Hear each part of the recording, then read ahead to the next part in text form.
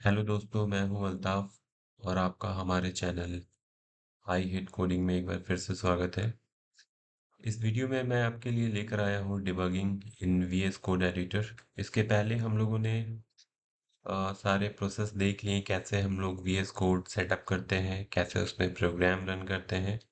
तो आइए अब हम देखते हैं कि हम उन्हें डिबग कैसे करते हैं। तो डिबग करना हमारे लिए एक डेवलपर के लिए बहुत ही इम्पोर्टेंट पार्ट है, क्योंकि अगर हमारे किसी लॉजिक में प्रॉब्लम होती है तो हम लोगों को लाइन बाय लाइन एग्जीक्यूट करके सारे वेरिएबल्स की वैल्यू को चेक करके फाइंड आउट करना होता है कि प्रॉब्लम कहाँ है। इसलिए डिबगिंग करना हमारे लिए बहुत इम्पोर्टेंट है। तो चलिए देखते हैं वीएस कोड में कैसे हम डिबगिंग करते हैं। लेकिन उस डिबग करने के पहले थोड़ी थोड़ी सी कॉन्फ़िगरेशन है, कुछ कॉन्फ़िगरेशन फाइल्स हमें क्रिएट करनी होंगी, तो वो सारी चीज़ें हम डिटेल्स में देखेंगे। तो सबसे पहले हमें एक प्लगइन ऐड करना पड़ेगा डिबग करने के लिए। इसको सर्च करने के लिए हमें सी प्लस प्लस सर्च करना होता है। और जो सबसे टॉप का होगा, जो कि माइक्रोसॉफ्ट का प्रोडक्ट है, आप इसको इंस्टॉल कर सकते हैं अपने सिस्टम में। मैंने इसे इंस्टॉल कर लिया ना। तो ये ऑलरेडी हमारे पास इंस्टॉल हो गया है नाउ।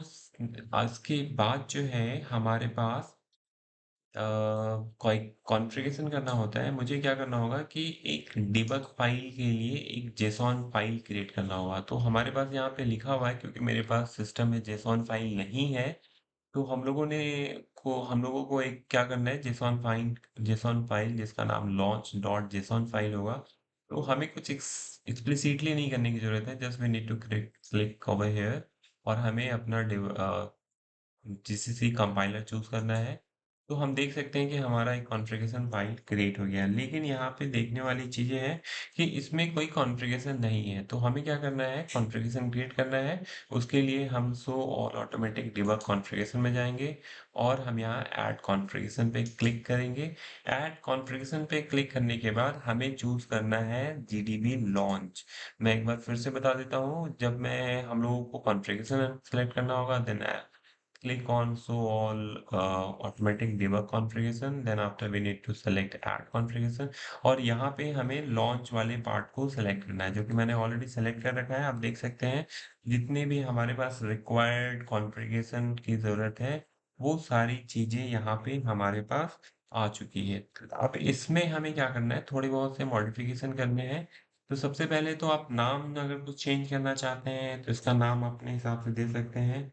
मैं इसको लिख देता हूँ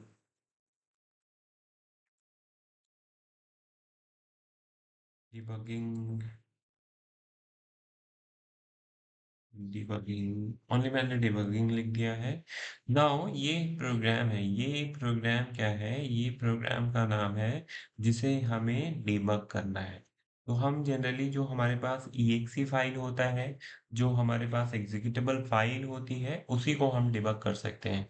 तो हम इसके लिए क्या करेंगे, हमारे पास जो जेसॉन फाइल है, जेसॉन फाइल में जो ऑलरेडी नेम हमारा क्रिएट कर रहा है, उसी नेम को हम यूज करने वाले हैं अपने जेसॉन फाइल में।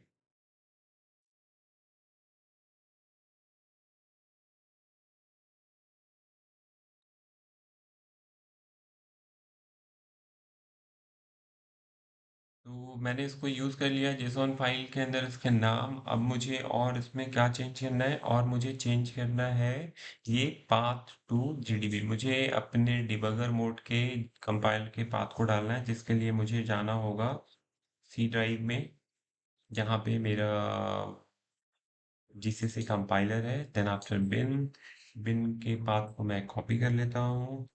कॉपी करने के बाद मुझे उसके पाथ में सेट करना है, और यहाँ पे slash G D B dot E X, ये हो गया। लेकिन यहाँ पे सिंगल स्लैश नहीं होता है, डबल स्लैश करना होगा मुझे पाथ का स्पेसिफाई, क्योंकि हम लोगों ने डबल कोट्स में लिखा है। तो वी आर डन नाउ।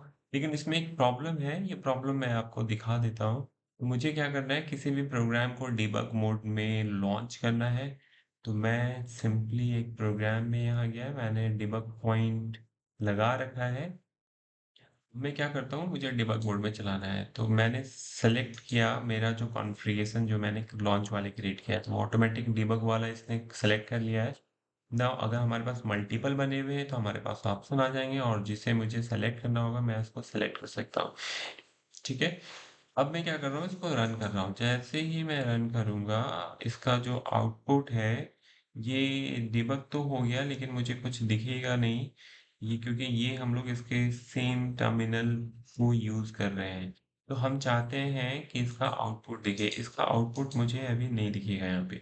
तो मैं क्या करता हूँ, थोड़ा सा लॉन्च और जेसन में जो चेंजेस करता हूँ और यहाँ एक्सटर्नल कंसोल को मैं ट्रू कर देता हूँ, ताकि मेरा जो आउटपुट है वो एक्सटर्नल कंसोल में है। अब मैं यहाँ जाता हूँ, फिर से डिबग मोड करता हूँ, तो आप एक बार देख सकते हैं मेरा कंसोल आया और इस पे अभी कोई मैसेज नहीं दिख रहा है, क्योंकि प्रिंटफ के लाइन पे जैसे ही ये मैसेज को मैं यहाँ क्लिक करूंगा ये आ जाएगा। तो यहाँ पे डिबग करने के लिए मेरे पास एक टूल बॉक्स भी आ जा रहा है। इस टूल बॉक्स में है कंटिन्यू करने के लिए, उसके बाद स्टेप ओवर करने के लिए ये है स्टेप इनटू, मतलब अगर हम उस मेथड के अंदर जाना चाहते हैं, उस मेथड के बाहर आना चाहते हैं, या फिर से रीस्टार्ट करना चाहते हैं, ये हमारे पास डिबगिंग के कुछ बटन्स हैं जो यूजफुल है।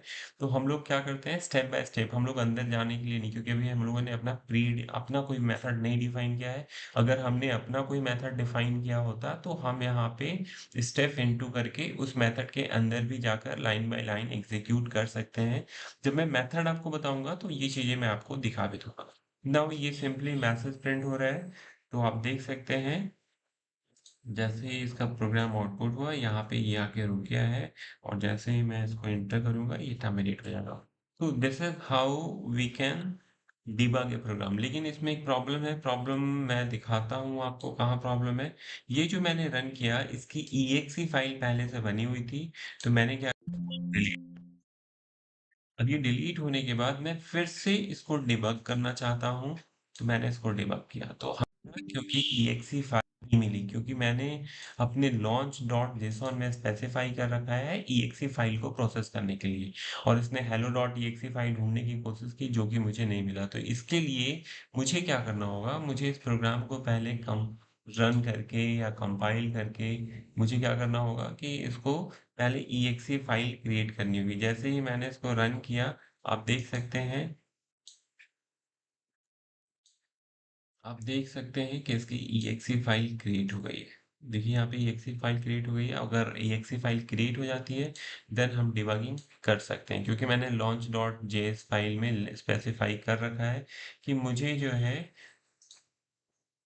EXE फाइल से प्रोसेस करना है। लेकिन ये हमारे लिए थोड़ा सा कॉम्प्लिकेटेड प्रोसेस है, क्योंकि मुझे हर फाइल में कुछ भी चेंज करने के बाद मैं डिबग करना चाहता हूँ, तो मुझे पहले कंपाइल करके EXE फाइल क्रिएट करना होगा।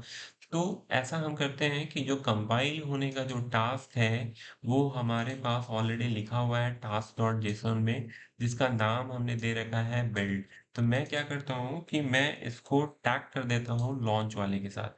तो इसमें हमारे पास एक होता है जिसको हम कहते हैं प्री लॉन्च टास्क। मैंने प्री लॉन्च टास्क में उसके नेम को स्पेसिफाई कर दिया। मैंने कहा कि जब भी आप इस लॉन्च को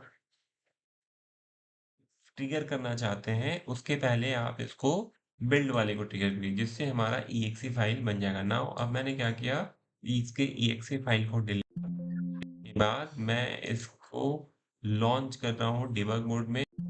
मुझे फाइल को चूज करना होगा किस फाइल को मुझे डिबग करना है। आप देख सकते हैं यहाँ पे EXE फाइल नहीं है, लेकिन फिर भी मैं डिबग करूंगा तो ये पहले सबसे पहले EXE फाइल बनाएगा, और EXE फाइल बनाने के बाद ही ये डिबग का प्रोसेस करेगा। तो इसके लिए मुझे फिर से अब कंपाइल करने की जरूरत नहीं है, ये ऑटोमेटिक लॉन्च डॉट जेएस ही कर रहा है। तो आप इसमें हम वन बाई वन एग्जीक्यूट करवा सकते हैं। ये देखिए हमारा प्रोसेस हो गया। So this is how we can debug. मैं थोड़ा सा और अच्छा एग्जांपल दिखाता हूँ जहाँ पे चीज़ें और आपके पास क्लियर हो जाएं। जैसे इनपुट डॉट सी है, इसमें हम लोगों ने वेरिएबल को यूज़ कर रखा है। मैं इसको डिबग करके दिखा देता हूँ कैसे हम वेरिएबल को देख सकते हैं।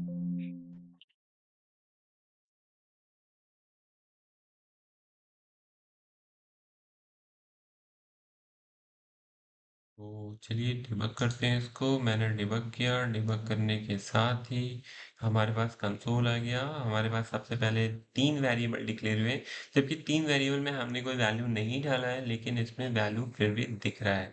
तो ये सब वैल्यू जो पहले से सी में दिखाई देते हैं, this is called garbage value, क्योंकि सी में वेरिएबल को इनिशियलाइज करने का कोई भी हमारे पास कॉन्सेप्ट नहीं है, इम्प्लिसिटली खुद से नहीं होता है, इसलिए ये गार्बेज वैल्यू कंटेन कर रखा है। We are looking the garbage value.